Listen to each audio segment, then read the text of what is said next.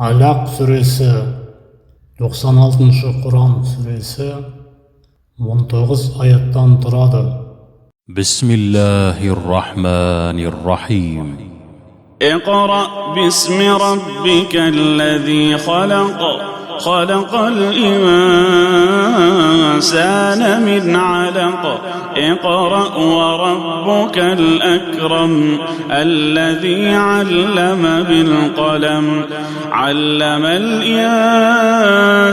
ما لم يعلم كلا إن الإنسان ليطغى أن رآه استغنى إن إلى ربك الرجعى أرأيت الذي ينهى عبدا إذا صلى أرأيت إن كان على الهدى أو أمر بالتقوى أرأيت إن كذب وتولى ألم يعلم بأن الله يرى كلا لئن لم ينته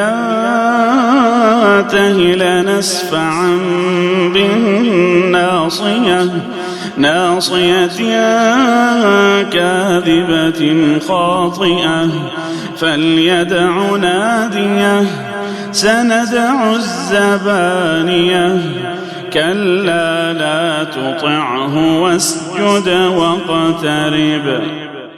Алақ сүресі 96-шы Құран сүресі 19 аяттан тұрады.